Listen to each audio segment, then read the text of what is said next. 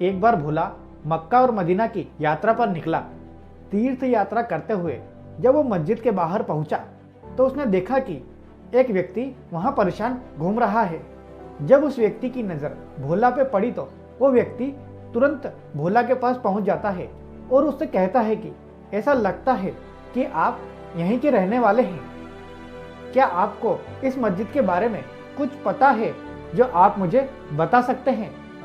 भोला को उस पर्यटन की बात कुछ समझ नहीं आई। तब उस व्यक्ति ने भोला को समझाया कि वह मक्का घूमने आया है, लेकिन उसकी पर्यटन की किताब कहीं खो गई है। उस किताब की वजह से वो हर जगह अच्छी तरह से समझ लेता है और हर जानी मानी जगह को वो घूम लेता है, लेकिन अब किताब घूमने के कारण उसे अब मस्जिद के बारे में कुछ भी समझ नहीं आ रहा है। ये सब सुनकर भोला उस व्यक्ति से कहता है कि इस मस्जिद के बारे में और यहाँ की सारी जानी मानी जगहों के बारे में मैं अच्छी तरह से जानता हूँ। मैं तुम्हें इस मस्जिद के बारे में पूरी तरह से विस्तार में बता सकता हूँ। भोला बहुत जोश के साथ मस्जिद के आसपास की जगहों के बारे में उसे बताने लगता है। वो उस व्यक्ति से कहता है कि इस मस्जिद को महान सिकंदर ने अरब की जीत की निशानी के तौर पर बनवाया था। भोला की ये बातें पर्यटन बहुत गौर से सुन रहा था। तभी उसे ख्याल आता है कि महान सिकंदर यूनानी थे, ना कि मुस्लिम। फिर वो भोला से कहता है कि मेरी जानकारी के अनुसार सिकंदर यूनानी थे, ना कि मुस्लिम। भोला हंसते हुए कहता है कि आप पूरी बात नहीं जानते हैं। उस जंग में सिकंदर को बेशुमार दौलत मिलती है, इसीलिए इसे उसने अल्लाह की मेहरबानी समझकर इस्लाम कबूल कर लिया था। भोला की बातों का जवाब देते हुए फिर वो पर्यटन कहता है कि सिकंदर के दौर में इस दुनिया में इस्लाम का कोई अस्तित्व ही नहीं था।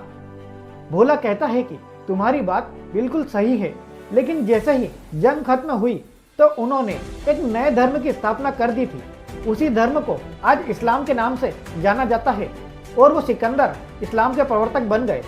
फिर उस व्यक्ति ने भोला की बात सुनने के बाद मस्जिद की ओर देखते हुए कहा कि मेरी जानकारी के अनुसार इस्लाम धर्म के प्रवर्तक का नाम मोहम्मद हजरत था। इस बारे में मैंने किसी किताब में भी पढ़ा है। फिर भोला उस व्यक्ति से कहता है कि तुम्हारी बात बिल्कुल सही है, लेकिन स्पष्ट नहीं है। सिकंदर को ही मोहम्मद हजरत कहा जाता है। उन्होंने नए धर्म को बनाने के बाद अपना नाम मोहम्मद हजरत रख लिया था। फिर वो पर्यटक बोलता है कि यह बहुत ही हैरान करने वाली जानकारी है। लेकिन फिर वो भोला से पूछता है कि सिकंदर यानी अलेक्जेंडर का दौर मोहम्मद हजरत के दौर से कई सदियों पहले का था।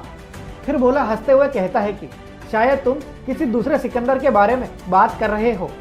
मैं तुम्हें उस सिकंदर के बारे में बात बता रहा हूँ जिसे सब मोहम्मद के नाम से जानते हैं।